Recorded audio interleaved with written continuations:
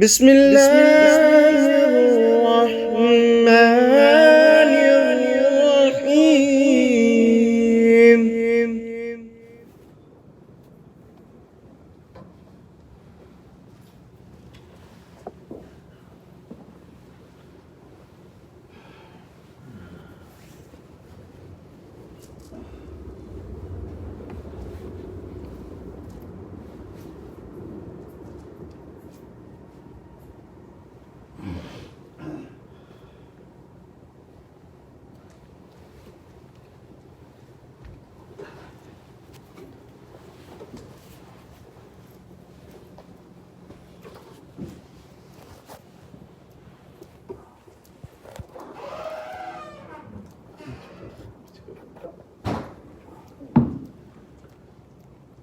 تھوڑا اور پیچھے اور اچھا ٹھیک ہے.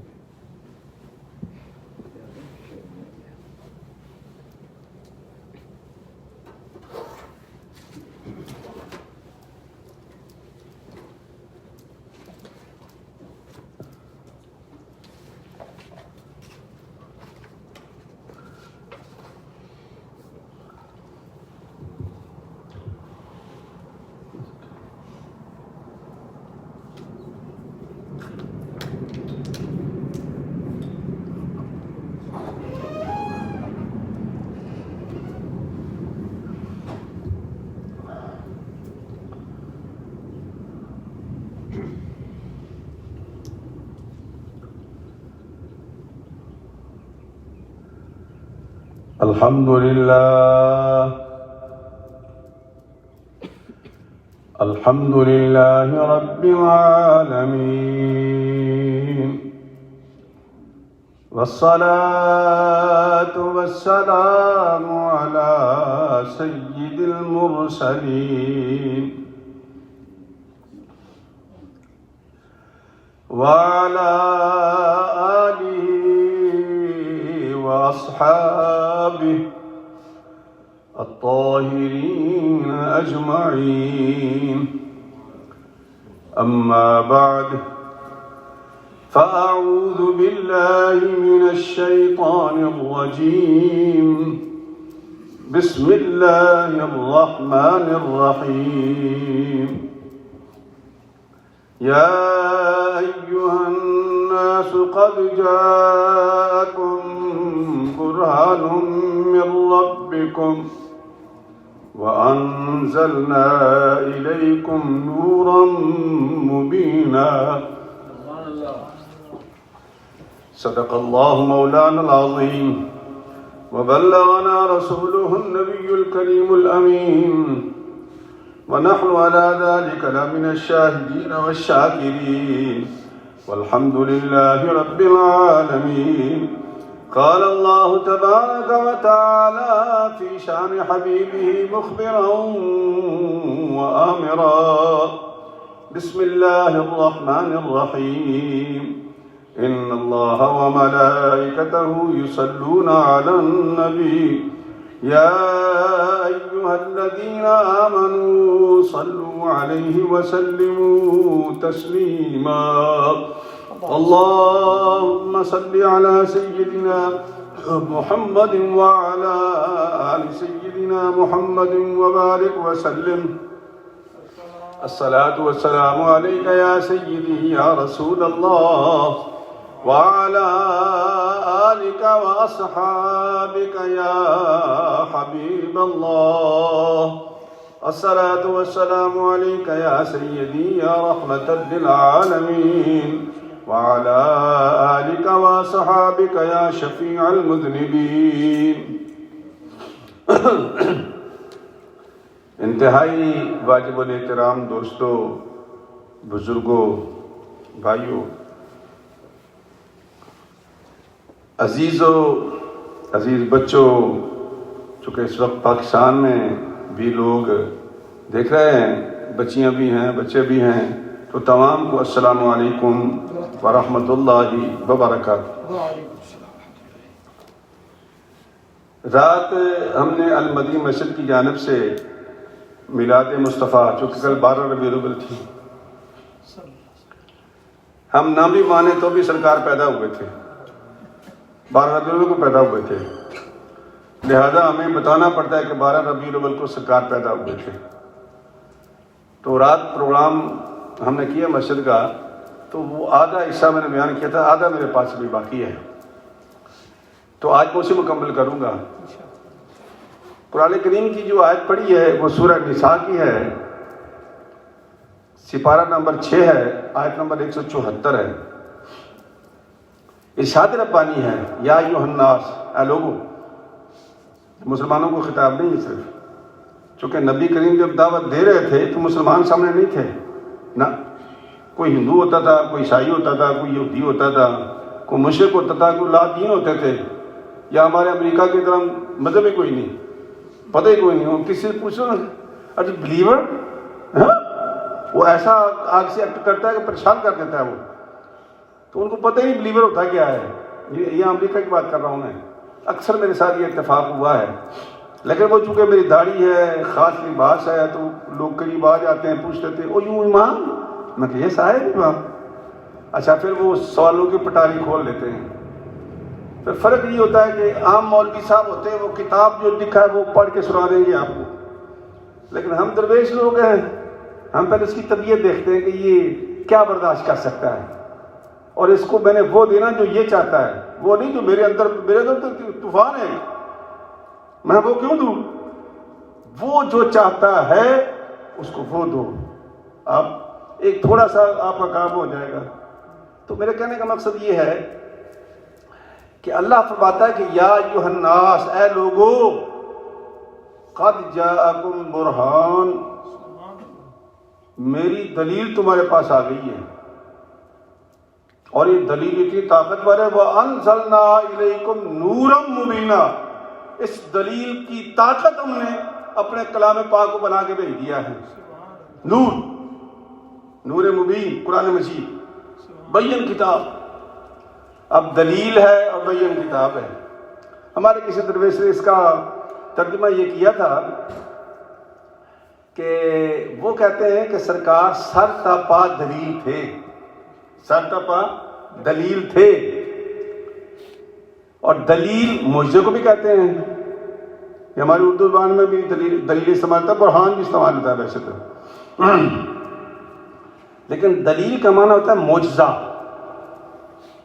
کہ ایسی دلیل دی کہ بندے آگے سے جواب ہی نہ دے سکے، تو بندہ دے تو پھر وہ بہت بڑا وکیل ہوتا ہے، بہت بڑا عالم ہوتا ہے، لیکن یہ تو اللہ کے نبی ہے نا، نہ ہم نے ووٹ دیے ہیں، نہ ہمارے کہنے پہ اللہ نے بنایا ہے، اپنی مرضی سے بنایا ہے، اپنی مرضی سے بھیج دیا،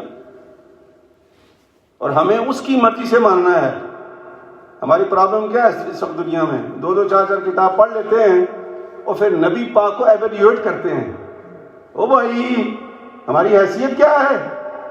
ہماری کوئی حیثیت نہیں، چونکہ اللہ فرماتا ہے کہ وَرَفَعْنَا لَكَ ذِكْرَكَ، اے محبوب میں نے تیرا ذکر بلند کر دیا تیرے لیے، تیرا ذکر بلند کر دیا، ذکر کافی تھا، وَرَفَعْنَا ذِكْرَكَ نہیں کہا اللہ پاک نے، کیا فرمایا؟ وَرَفَعْنَا لَكَ ذِكْرَكَ، میں نے بلند کر دیا تیرے لیے تیرا ذکر۔ تو جس کے لیے رب اس کا ذکر بلند کر دے، وہاں میری اور حافظ صاحب کی کیا حیثیت ہے بھائی، یا مفتی صاحب کی، یا علامہ صاحب، فلاں صاحب، امکان صاحب، بڑے بڑے نام رکھے ہوئے ہم لوگوں نے، اللہ معافی اللہ معافی، اتنے لمبے نام ہیں، اشتہار ختم ہو جاتا، نام نہیں ختم ہوتے ہمارے۔ اچھا ویسے ہیں بڑی عجیب و غریب باتیں، میں ہنستا ہوں کبھی کبھی۔ ایک میں نے اشتہار پڑھا، اس پہ لکھا ہوا تھا خطیب اعظم، کیا لکھا ہوا تھا؟ خطیب اعظم۔ میں حیران ہو گیا، میں کہ ہم کسی کو امام اعظم کہہ دیں تو کہتے کہ یہ شرک ہی ہے، اور یہ مولوی صاحب کو خطیب اعظم لکھا ہوا ہے، خطیب اعظم لاہور، یعنی چھوٹا موٹا بھی نہیں، خطیب اعظم لاہور۔ بھائی بعض لفظ زبانہ ہوتے ہیں، بعض لفظ زبانہ ہوتے ہیں، اس کو سمجھنے کی ضرورت ہوتی ہے۔ میں نے آپ کو مثال دی تھی، ویسے آج پھر دے دیتا ہوں تاکہ یاد ہو جائیں مثالیں آپ کو قرآن مجید کی، کہ سمیع و بصیر یہ اللہ کی صفتیں ہیں۔ کس کی صفتیں ہیں؟ اللہ کی، سمیع و بصیر اللہ کی صفتیں ہیں۔ اللہ کہتا ہے کہ یہ میں نے بعین ہی یہی صفتیں میں نے اپنے بندے کو بھی دی ہیں، انا خلقنا الانسان من نطفۃ امشاج نبتلیہ فجعلناہ سمیعا بصیرا. میں نے بندے کو بنایا اور سب سے پہلا کرم یہ کیا کہ میں نے اپنی دونوں صفتیں سمیع و بصیر کو عطا کر دی. اب اللہ بھی سمیع و بصیر ہے، بندہ بھی سمیع و بصیر ہے. تو پھر کیا کرو گے؟ ترجمہ غلط کر دو گے، لفظ نکال دو گے، لفظ تو وہی رہیں گے. ترجمے میں ہم لوگ کیا کرتے ہیں کہ بھئی وہ خالق حقیقی ہے، وہ حقیقی ہے، اور یہ بھئی عطائی ہے. بھئی بندے کو اللہ نے دی ہے، اللہ کی اپنی ہے. یہ ہم فرق کر دیں گے. لفظ وہی ہیں، لفظوں کے اندر کبھی نہ جایا کرو، لفظوں کے بڑے معنی ہوتے ہیں. بہرحال تمہارے ایک درویش نے ترجمہ کیا ہے، وہ کہتا حسن یوسف دم عیسیٰ ید بیداد آری. حسن یوسف، بھئی حضرت یوسف علیہ السلام چنبل مار کے رہتے تھے، بکل مار کے جب پنجابی میں کہتے ہیں نا. تو جب قید پڑا تو اللہ کی بارگاہ میں عرض کی مالک اب کیا کروں؟ حکم ہوا کہ یہ بکل اتار دو تھوڑی سی نا، چہرہ ننگا کر دو ذرا. کیا ہوگا؟ سرکار دو عالم فرماتے ہیں کہ حضرت یوسف علیہ السلام کے حسن کے اندر اعجاز یہ تھا کہ جو ایک مرتبہ بھرپور نگاہ سے دیکھ لیتا 3 مہینے تک اس کی بھوک ختم ہو جاتی تھی. حسن یوسف دم عیسیٰ. مٹی کی چڑی بنائی، چل بھائی انا ابرئ الاکمہ والابرص واحیی الموتى. میں زندگی دیتا ہوں، میں کوڑے ٹھیک کرتا ہوں، میں اندر ٹھیک کرتا ہوں. آخر میں فرما دیا بِإِذْنِ اللَّهِ، طاقت اللہ کی ہے، استعمال میں کرتا ہوں. میں تیسرے سے بارے میں ساری باتیں لکھی کھول کر اللہ نے. قرآن پڑھو، اگر دین کو سمجھنا ہے تو پھر قرآن پڑھو. لوگوں کو پیچھے مت چلو، یہ گمراہ کر دیں گے. قرآن آپ کو سیدھا راستہ دکھائے گا کہ طاقت اللہ کی، اللہ کے سوا کسی کے پاس کوئی طاقت نہیں. دیکھیں استعمال کے لیے مجھے دے دے، آپ کو دے دے، تو ہم ان کا بھی انکار نہیں کر سکتے. جس کو ملتی ہے طاقت اس کا انکار نہیں کر سکتے، چونکہ وہ اللہ کا فرستادہ ہے. اس لیے تو جتنے بھی قرآن مجید کے آپ نے پڑھے نا الفاظ، آپ پڑھتے جائیں. میں روزانہ درس دیتا ہوں تو روز میں درس والوں کو سمجھاتا ہوں. ہر نبی آیا، پہلا کام کیا کیا انہوں نے کہ ما انتم الا بشر مثلنا. پہلا جملہ جو کہتے تھے ہر نبی کو کہ تو نبی کیسے بن گیا، تو ہمارے جیسا بشر ہے. یہ پہلا جملہ تھا. اور شیطان نے بھی یہیں سے مار کھائی تھی کہ وہ اس سے آگے نکلے ہی نہیں. او بھائی آگے نکلو، ہمارا تعلق ہے محمد الرسول اللہ سے. اور محمد الرسول اللہ تو پہلے بھی نبی تھا، آج بھی نبی ہے، رسول ہے، اور کل کو بھی ہوگا. رات میں کہہ رہا تھا کہ قبر میں کون آئے گا؟ محمد الرسول اللہ. حشر میں شفاعت کون کرے گا؟ محمد الرسول اللہ. یہ تو سارے بھاگ جائیں گے، مفتی، مولوی، پیر سب نس جائیں گے. کھڑا کون ہوگا ہماری شفاعت کے لیے؟ صرف محمد الرسول اللہ. تو یرانہ لگاؤ تو سرکار سے لگاؤ جو کبھی چھوڑ کے جانے والا نہیں ہے. ہاں اس کے تناظر میں، اس کی کتابوں میں جو وہ کوئی بندہ راستہ دکھائے سرکار کا تو سبحان اللہ. لیکن اگر کہے کہ نہیں میرا بھی وہی مقام ہے جو نبی کا تھا تو پھر ہم نہیں مانتے اس کو. یہ ہمیں تکلیف ہوتی ہے کہتے ہوئے. چلو بہرحال آگے چلتے ہیں. یا حسن یوسف دم عیسیٰ ید بیداد آری آنچ خوباں ہما دارن تو تنہا داری. ترجمہ کیا اس نے کہا کہ حضرت یوسف علیہ السلام کے پاس حسن تھا، حضرت عیسیٰ علیہ السلام کو پھونک مارتے تھے، زندگی دے دیتے تھے.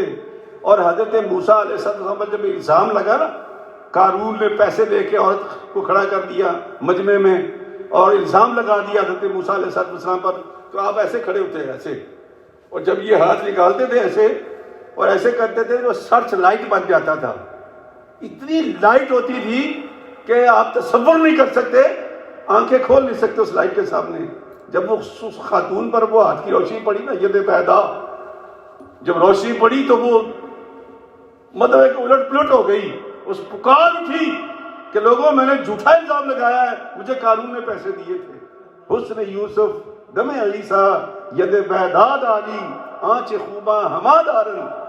یہ جتنے انبیاء معجزات رکھتے تھے سارے ہی، تو تنہا داری تو اکیلا ہی رکھتا ہے. اور کیوں؟ اللہ فرماتے ہیں کہ تو سر تا پا دلیل ہے میرے لیے. چلیے اب حدیث پاک کی کتابیں پڑھتے ہیں، صحابہ کرام کی روایتیں پڑھتے ہیں. چونکہ قرآن و سنت یہ ہمارا موضوع ہوتا ہے الحمدللہ، ادھر ادھر کی قصے نہیں آپ کو سناتا، ضرورت نہیں میں سمجھتا، چونکہ یہیں کا بات پوری ہو جاتی تو آگے کیوں جائیں ہم لوگ. تو میں عرض کر رہا تھا کہ نبی کے سامنے مسلمان نہیں تھے، اس لیے اللہ نے لوگوں سے خطاب کیا ہے. سرکار دو عالم حضرت عبداللہ بن عمر کی روایت ہے، اور عبداللہ بن عمر کو معمولی آدمی نہیں ہے، یہ تمام احادیث کی کتابوں میں موجود ہے. معمولی آدمی نہیں تھے، مفسر قرآن تھے، محدث تھے. سرکار دو عالم نے فرمایا تھا کہ میرے بعد اگر مسئلہ پوچھنا ہو عبداللہ بن عباس، عبداللہ بن عمر، ان لوگوں سے پوچھا کرو. اس وجہ سے وہ ایک محدث سے وقت تھے، مفسر تھے. روایت کرتے ہیں کہ میں سرکار کے ساتھ تھا، تو ایک جا رہا تھا اعرابی، اونٹ پہ چڑھا ہوا تھا. تو مجھے سرکار نے فرمایا کہ عبداللہ اس کو بھلائی نہیں چاہیے. کہا یا رسول اللہ میں پوچھ لیتا ہوں، میں پوچھ لیتا ہوں. مسلمان نہیں تھا وہ، پوچھ لیتا ہوں. تو حضرت عبداللہ بن عمر قریب گئے، پوچھا بھیا تم بھلائی چاہتے ہو؟ کہا وہ کیا ہوتی ہے؟ حضرت عبداللہ بن عمر نے جو ان کے پاس توفیق تھی اس وقت کی تو انہوں نے ایکسپلین کیا. تو اس نے کہا وہ ہے کیا؟ ان کا کیا اشہد ان لا الہ الا اللہ واشہد ان محمد عبدہ ورسولہ. اور وہ اس کو پکڑ کے نبی پاک پاس لے آیا. اس نے سرکار کو دیکھا، کہا کہ یہ بندہ مجھے کہتا ہے کہ بھلائی تمہیں دینا چاہتا ہوں، اور بھلائی کے لیے وہ کہتا ہے کہ میں تمہیں رسول مانوں، یہ صحیح ہے؟ سرکار نے فرمایا صحیح ہے. کہا اچھا تو پھر ایسا کرو کہ مجھے کوئی دلیل دو جو تمہاری تصدیق کرے کہ تو رسول ہے. یہ تو تمہارا مرید ہے، تمہارے ساتھ ہے، تو تمہارا آدمی ہے، مجھے کون مطمئن کرے گا کہ تو رسول ہے؟ اب سرکار دیکھیں یہ حکمت کی باتیں ہوتی ہیں کہ ہر مسئلہ کتاب میں نہیں لکھا ہوتا. کتاب کے تناظر میں جو اللہ پاک نے آپ لوگوں کو توفیق بخشی ہے اس میں سے آپ نے جواب دینا ہے.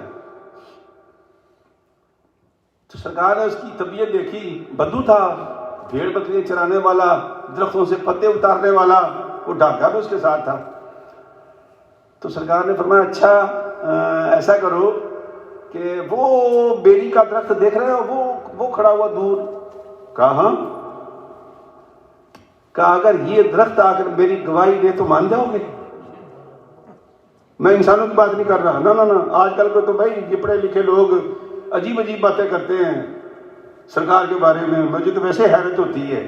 میں تو اس لیے جانوروں کی اور یہ درختوں کی اور شجر و حجر کی بات سناؤں گا آپ کو تاکہ پتہ لگے کہ ہم جو عقل والے ہیں ہم کیا سوچتے ہیں، اور وہ جو عقل سے پیدل ہیں، جن کی سماعت نہیں ہے، جن کی زبان نہیں ہے اور جن کے پاس کوئی ڈگری نہیں ہے، وہ کیا سوچتے ہیں.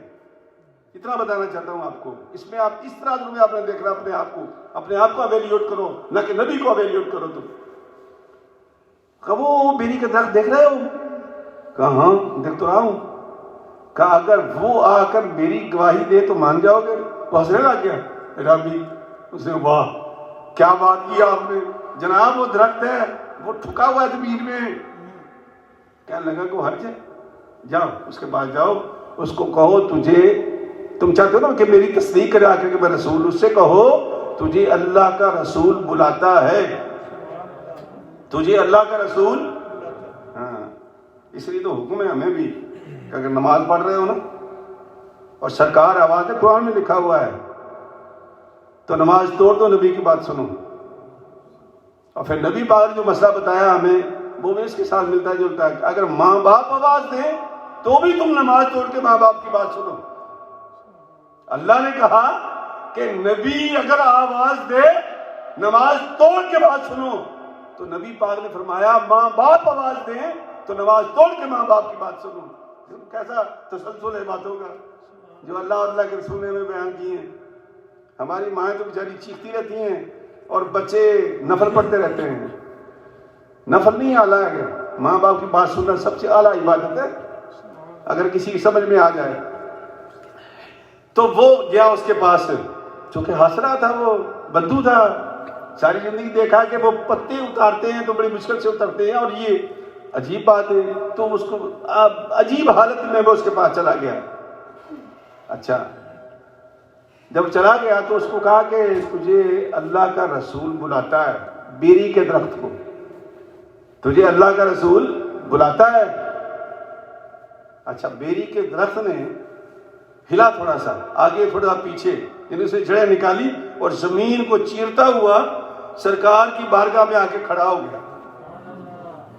آپ نے پوچھا بیری کے درخت سے، کیا تم گواہی دیتے ہو میں اللہ کا رسول ہوں؟ اسے کلمہ پڑھنا شروع کر دیا. یہ بتا رہا ہوں آپ کو، درخت نے جس کی زبان نہیں تھی. پھر آپ نے پوچھا کیا تم گواہی دیتے ہو کہ میں اللہ کا رسول ہوں؟ کہا جی میں گواہی دیتا ہوں. کلمہ شریف پڑھا. پھر تیسری مرتبہ پوچھا نبی پاک نے. جب 3 مرتبہ ہو گیا، عرابی حیرت کے سمندر میں گم تھا. اس کو سمجھ نہیں آ رہی تھی کہ یہ کیا چیز ہے بھائی، یہ کون ہے اور یہ کیا کیا اس نے. پھر آپ نے فرمایا کہ اب اس درخت سے کہو کہ تجھے اللہ کا رسول فرماتا ہے کہ جا اپنی واپس جگہ پہ چلا جا. وہ اپنے قدموں پہ درخت واپس چلا گیا. جب واپس چلا گیا سرکار نے پھر بدو کو بلایا کہ اب تو اپنے وعدے کے مطابق کلمہ پڑھ. اس نے کلمہ پڑھا اور اس نے کہا یا رسول اللہ میں اپنے قبیلے میں واپس جاؤں گا، اب میں سارا قبیلہ آپ کی خدمت میں لاؤں گا اور مسلمان کراؤں گا آپ کو، اور اگر تو میری وہ بات مان گئے تو سبحان اللہ، نہیں تو میرا آپ کا وعدہ ہے کہ ساری زندگی آپ کے قدموں میں گزار دوں گا. اللہ اکبر اللہ اکبر.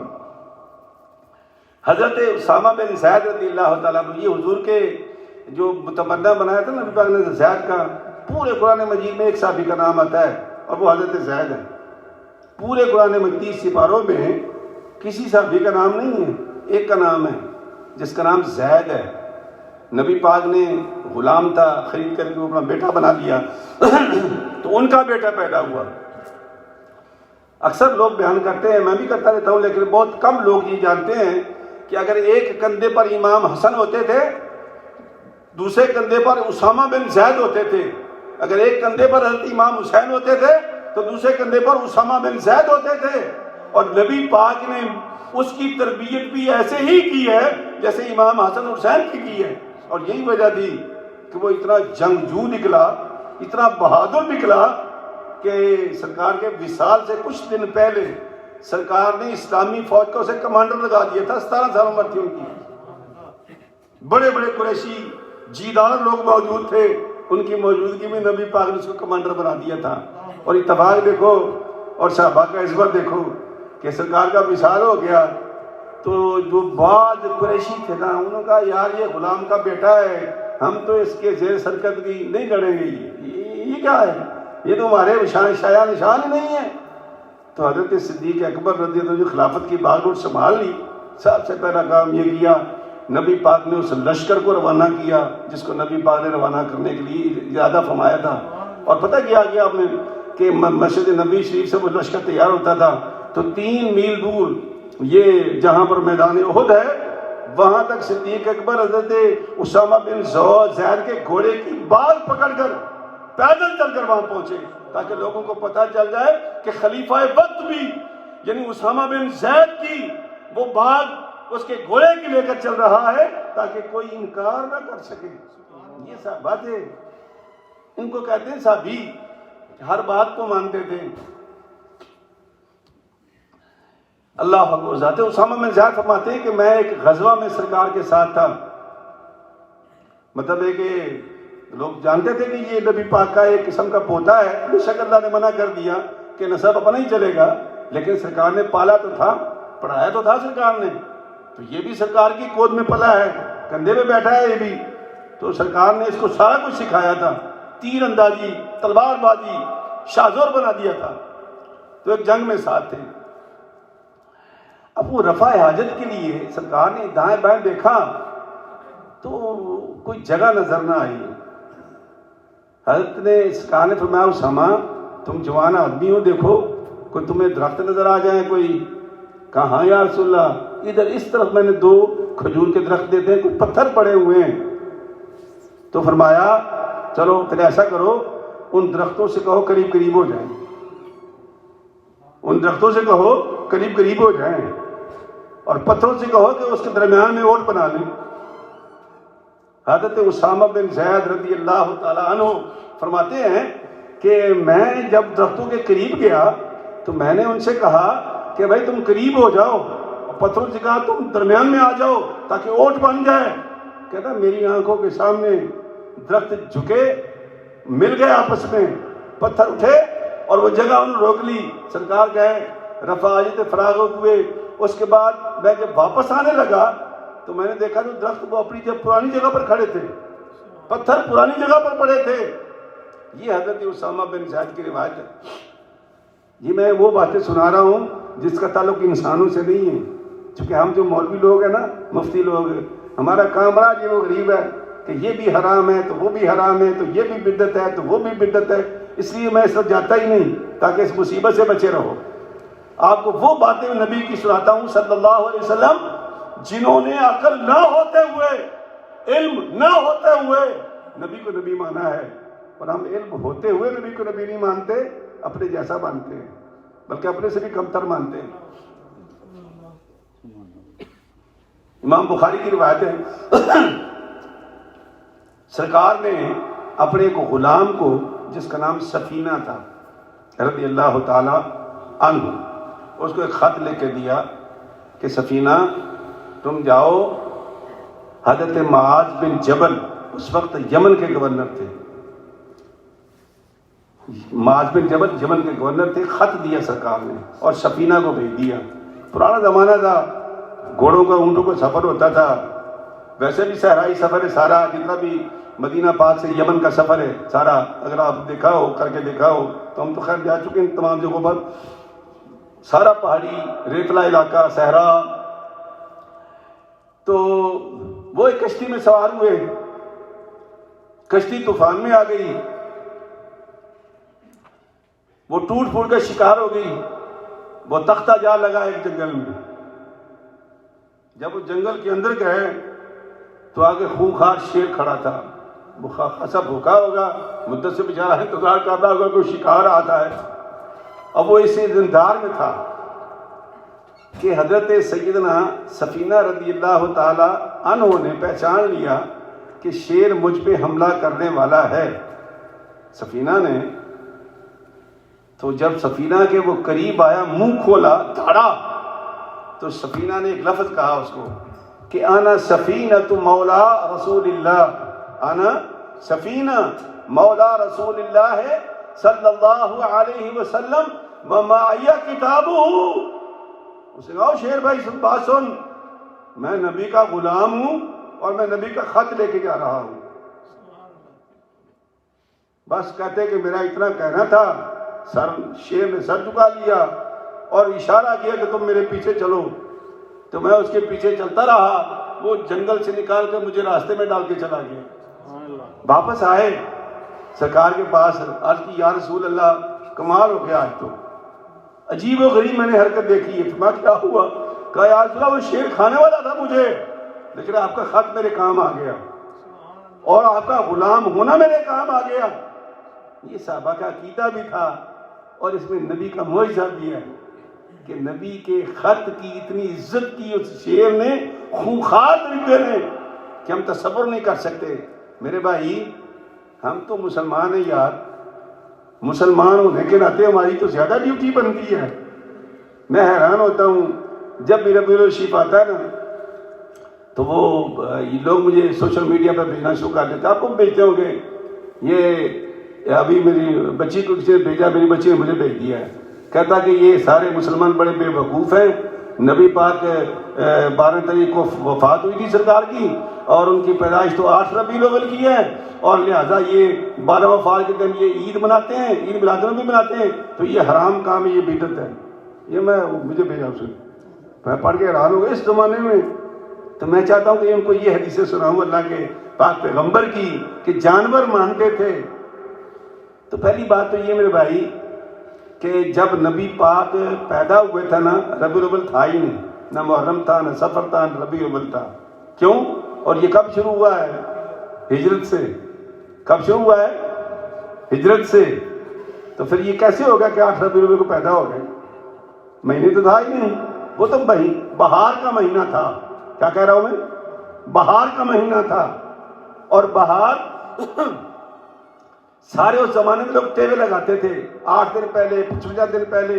ابرہا کا جو حملہ ہوا تھا تمام مفسرین نے لکھا ہے کہ جی 55 دن پہلے 55 days before 55 دن لکھا ہے. تاریخ نہیں لکھی انہوں نے, دن لکھتے تھے وہ. میری والدہ سے کسی پوچھا کہ یہ عبد الرحمن کب پیدا ہوا تھا؟ جب وہ بڑا سیلاب آیا تھا نا فلاں سیلاب, اس وقت ہی پیدا ہوا تھا. وہ بھائی ان کو کیا پتا کب سیلاب آیا تھا, لیکن وہ یہ یاد رکھتے تھے. لیکن جب ہجرت شروع ہوئی ہجری سال تو پھر محرم سفر ربیع الاول کے مہینے بھی شروع ہو گئے. تو سرکار جب پیدا ہوئے مہینے ہی نہیں تھے, وہ ٹیوا تھا ایک فلاں فلاں فلاں فلاں فلاں. لیکن امت نے کہا کہ نہیں 12 ربیع الاول اتفاق ہے ہمارا کہ سرکار دو عالم صلی اللہ علیہ وسلم 12 ربیع الاول کو پیدا ہوئے تھے. اب رہی یہ بات کہ ہم 12 ربیع الاول کو وفات کیوں نہیں مناتے؟ یہ حرام ہے اللہ کے قرآن کی روح سے. وفات بنانا نبی کی حرام ہے. کیوں حرام ہے بھائی؟ اللہ کہتا ہے کہ نبی جس دن دنیا چھوڑتا ہے وہ سلامتی کا دن ہے. اللہ فرماتا ہے, آیتیں پڑھوں گا میں تاکہ آپ کو یاد ہو جائیں, کام آئیں گی آپ کے. اللہ فرماتا ہے کہ جس دن نبی فوت ہوتا ہے وہ سلامتی کا دن ہے. جس دن نبی پیدا ہوتا ہے سلامتی کا دن ہے. اور جس دن وہ جی اٹھے گا, بعثت ہوگی دنیا میں آخرت کے لیے, تو وہ دن بھی سلامتی کا ہوگا. تو نبی کا پیدا ہونا, نبی کا فوت ہونا اور نبی کا جی اٹھنا, تینوں دن ایک جیسے ہیں. تینوں دن ایک جیسے ہیں. ہمارے نہیں ہیں. ہم تو پیدا ہو تو لڈو بانٹتے ہیں, فوت ہوتے ہیں چیختے چلاتے ہیں, اور اٹھ کر ہمارا پتہ کیا حال ہوگا یہ میں پتہ ہی کوئی نہیں. لیکن قرآن بتاتا ہے کہ نبی کے بارے میں ایسا نہ سوچا کرو, چونکہ نبی اللہ بناتا ہے. ہماری پرابلم یہ پیدا ہو گئی ہے لوگوں کو, پاکستان والوں کو, انڈیا والوں, بنگلہ دیش, جتنے بھی افغانستان, امریکہ, کہتے ہیں کہ نبی ہم نے بنایا ہے, لہذا ہمارا حق پہنچتا ہے کہ ہم نبی کا تعارف اپنے حساب سے کرائیں. ہو بھائی تم کون ہو؟ اللہ کا نبی اللہ بناتا ہے اور اللہ ہی بتائے گا اس کا مقام کیا ہے, ہم نہیں بتا سکتے. اللہ تعالیٰ فرماتے ہیں کہ جب عیسیٰ علیہ السلام پیدا ہوئے, ہر پہلے میں حضرت یحییٰ کی بات سناتا ہوں. جب حضرت یحییٰ پیدا ہوئے اور یحییٰ حصورا و نبیا من حضرت زکریا کو یہ اللہ پاک نے بشارت دی کہ میں تمہیں بیٹا دوں گا, اور بیٹا بھی پورا واقعہ بیان کر چکا ہوں کہ کروں گا, میرے پاس وقت نہیں رہے گا, لیکن وہ سننے والا واقعہ قرآن مجید کا ہی ہے. تو بیٹا ہو گیا ان کا. جب بیٹا ہو گیا تو اللہ بھی خوش ہوا. میرے لفظوں پہ غور کرنا تھا, اللہ خوش ہوا. تو پھر اللہ پاک نے خوشی کے موقع پر کیا فرمایا؟ فرمایا وَسَلَامٌ عَلَيْهِ وَسَلَامٌ عَلَيْهِ يَوْمَ وُلِدَ وَيَوْمَ يَمُوتُ وَيَوْمَ يُبْعَثُ حَيًّا. اے یحییٰ سلام ہو تیرے اوپر جس دن تو پیدا ہوا. اے یحییٰ سلام ہو تیرے اوپر جس دن تیری موت ہوگی, اور سلام ہو تیرے اوپر جس دن تو جی اٹھایا جاؤں گا. ٹھیک ہے, اللہ کہہ رہا, میں نہیں کہہ رہا. یہ سورہ مریم کے اندر لکھا ہوا ہے, آپ پڑھ سکتے ہیں. یعنی سلامتی کا دن ہے جس دن تو پیدا ہوا, سلامتی کا دن ہے جس دن تیری موت ہوگی, اور سلامتی کا دن ہے جس دن تو جی اٹھایا جائے گا. ہمارا ہے نہیں ہے. اچھا یہ تو چلو اللہ نے کہا. اب حضرت عیسیٰ علیہ السلام نے خود کہا, یہی لفظ کا ہے جو اللہ نے کہے ہیں, حالانکہ فاصلہ ہے ان کا, کافی فاصلہ ہے. لیکن حضرت عیسیٰ علیہ السلام نے پیدا ہوتے ہی کیا کہا؟ فرمایا والسلام علی یوم ولدت والسلام علی یوم ولدت ویوم اموت ویوم ابعث حیا. لوگوں سلامتی کا دن ہے میرے لیے جس دن میں پیدا ہوا, سلامتی کا دن ہے جس دن میری موت ہوگی, اور سلامتی کا دن ہے جس دن میں جی اٹھایا جاؤں گا. یہ اللہ کا قرآن ہے. اللہ کہتا ہے کہ نبی کی موت سلامتی ہے، تو پھر ہم کس کھاتے میں وفات بنائیں بھائی؟ غم کیوں منائیں ہم لوگ؟ ہم پاگل ہیں کہ اللہ کے قرآن کو چھوڑ کر ان مولویوں کی باتیں مانیں، ان جہالات کی باتیں مانیں جو اللہ کے قرآن کو نہیں پڑھتے؟ اللہ کا قرآن سیکھو. یہ بڑے بڑے فرقے ختم کر دیتا ہے انسان کے اندر سے. مدتوں کی گرد ہمارے دلوں پر جمی ہوئی ہے، یہ قرآن صاف کر دیتا ہے. لیکن اس کو شوق سے پڑھو. یہ قرآن شوق سے پڑھنے والی چیز ہے. اللہ جانتا ہے جس طرح آپ قرآن پڑھتے جائیں گے نا، آپ جناب ویسے ہاں دیکھو جب اصل ہوتا ہے تو نقل تو ہوتی ہے نا. جب اصل کوئی اللہ والا ہوگا تو نقل بھی تو ہوگی. لیکن پرانے زمانے میں اور آج کے زمانے میں بڑا فرق ہے. پرانے زمانے میں جو نقل مارتے تھے نا تو وہ بتا دیتے تھے کہ نقل مار رہے ہیں. آج کل کے جو بنے ہوئے نا یہ ڈرامے، لمبے لمبے لال رنگ کے ٹوپے یہاں تک پہن لیے، زنانے لباس پہن لیے ہیں جی، ہاتھ میں بڑی بڑی تصویر لے لی اور جناب لوگوں کو گمراہ کر رہے ہیں. او بندو اللہ کے، یہ نبی کا لباس نہیں تھا، یہ نبی کا طریقہ نہیں تھا. نبی کا طریقہ بالکل صاف ستھرا ہے. امامہ یہ کالا پہنتے تھے سرکار، 70% پہنا آپ نے کالا، 70%. باقی سفید پہنا ہے. اور ایک دن آپ نے لال باندھا تھا، پتہ ہے کس دن؟ جس دن مکہ فتح ہوا تھا، ایک دن لال امامہ باندھا تھا. لیکن وہ بیوی کی دوپٹے نہیں باندھے تھے نبی پاک نے. نہ وہ کسی بیوی پارلر میں نہیں گئے تھے اپنی فشنگ کرانے کے لیے پھر بیوی کے 3-4 دوپٹے اکٹھے کر کے سر پہ باندھ لو. ایسا نہیں کیا نبی پاک نے. یہ ساری سنتوں کے خلاف کام کرتے ہیں اور اپنے آپ کو کوئی پیر صاحب کہتا ہے، کوئی حضرت صاحب کہتا ہے، کوئی صوفی صاحب کہتا ہے، کوئی ملنگ کہتا ہے. ایسا سلسلہ ہرگز نہیں ہے. نبی کی سنت سیدھی جو میرے رب نے میرے قرآن میں لکھ دی ہے، قرآن کے مطابق زندگی گزارو. ان کے پیچھے مت چلو، یہ گمراہ کر کے مانیں گے تمہیں. بلکہ قرآن مجید کی آیت بھی ہے، وہ لمبا ترجمہ ہو جائے گا اس کا، استبرأ الذین اتبعوا من الذین اتبعوا ورأوا العذاب وتقطعت بهم الاسباب. اللہ فرماتا ہے کہ جب قیامت کا دن ہوگا تو میں ان لوگوں کو بلاؤں گا اور ان کو بھی بلاؤں گا جو ان کے لیڈر ہوں گے. تو میں ان سے پوچھوں گا کہ بھئی تم نے ان کی تابعداری کیوں کی؟ وہ کہیں گے اللہ یہ ہمیں کہتے تھے کہ ہم سچے ہیں. تو فرمایا یہ تو بے ایمان جھوٹے ہیں. تو کہا اللہ میاں اب ہمیں دوبارہ دنیا میں بھیج، ہم جب دوبارہ جو ہے اس کا حشر کر دیں گے. اللہ نے کہا اب تم حشر نہیں کر سکتے، تم جا ہی نہیں سکتے یہاں سے. پہلے نہیں تمہیں عقل و فکر دی تھی، میں نے کتاب دی ہے تمہیں، تمہارے سامنے اللہ کی کتاب ہے، اس کتاب کو پڑھو، نبی کی سنت کو سیکھو کہ نبی کی سنت کیا ہے. تو میرے بھائی سمجھنے والی باتیں ہیں. چلتے آگے. حضرت سیدنا جابر بن سمرہ روایت کرتے ہیں رضی اللہ تعالیٰ عنہ، قال رسول اللہ صلی اللہ علیہ وسلم انی لاعرف حجرا بمکہ کان یسلم علی قبل ان ابعث وانی لاعرفه الان. سرکار فرما رہے ہیں نبی ہونے سے پہلے سرکار فرماتے ہیں کہ میں مکے کے فلاں جگہ سے گزرتا تھا نا تو وہ ایک پتھر پڑا ہوتا تھا، وہ مجھے کہتا تھا السلام علیکم یا رسول اللہ. یہ امام مسلم کی روایت ہے، ترمذی کی روایت ہے. السلام علیکم یا رسول اللہ. تو میں مسکرا کے ٹال دیتا تھا. فرمایا اب میں مبعوث ہو گیا ہوں، لیکن اب بھی میں وہ جانتا ہوں کہ وہ پتھر اب بھی وہیں پر ہے جو مجھے سلام کیا کرتا تھا. بندہ نہیں تھا وہ، نہ وہ لمز کا، یونیورسٹی کا، ہارورڈ کا، حافظ صاحب کی بروک یونیورسٹی کا پڑھا ہوا نہیں تھا وہ، اس کے بعد کچھ بھی نہیں تھا. لیکن وہ نبی کو مانتا تھا. اور کب مانتا تھا؟ جب اللہ کی طرف سے بھی اعلان کرنے کا حکم نہیں آیا تھا. اعلان اور ہوتا ہے، نبی اور ہوتا ہے.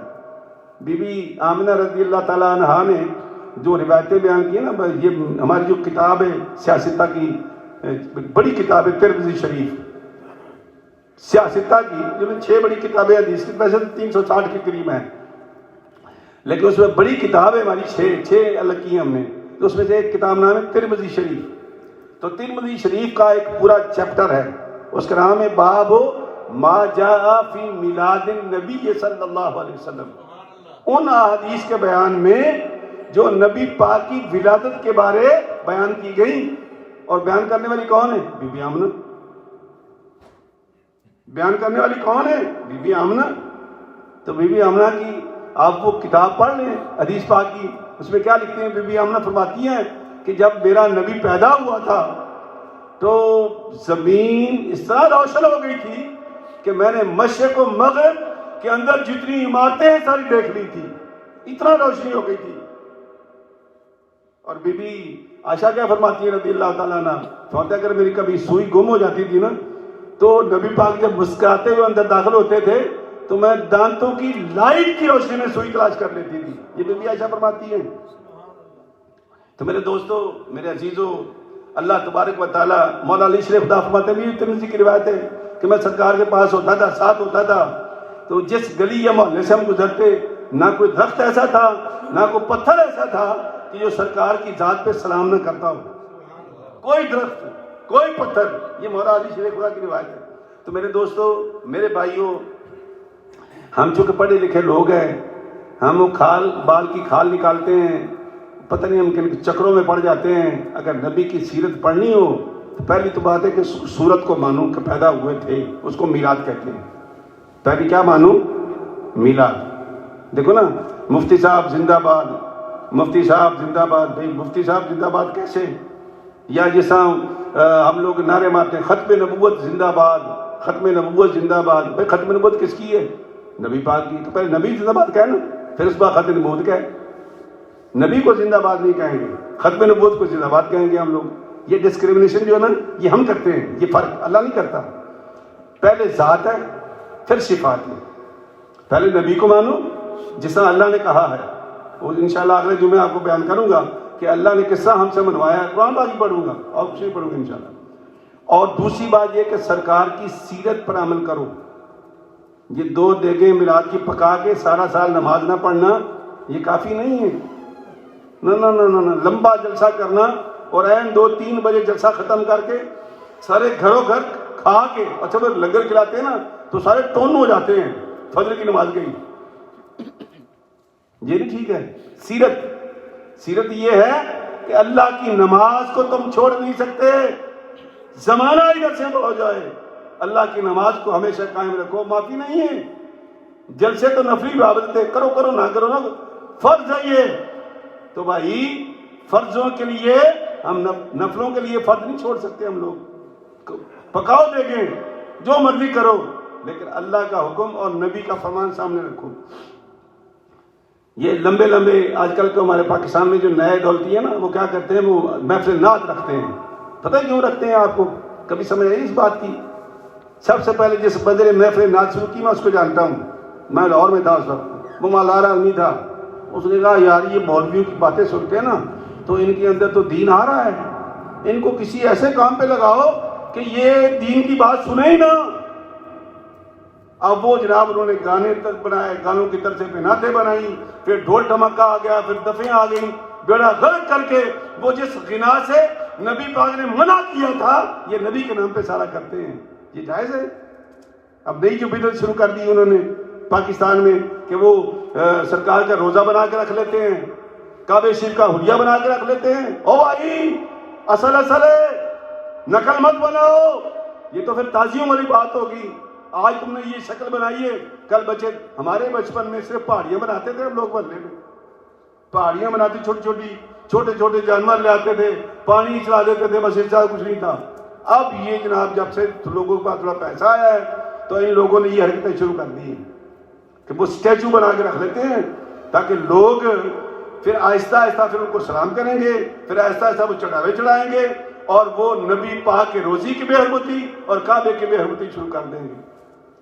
پہلے میں نے مثال دی ہے بھئی ابرہہ بادشاہ جو کعبہ گرانے آیا تھا نا، الم تر کیف فعل ربک باصحاب الفیل والی جو صورت ہے، اس کی وجہ کیا تھی؟ وجہ یہ تھی کہ یمن میں اس نے کعبے کی ایک نقل بنائی تھی.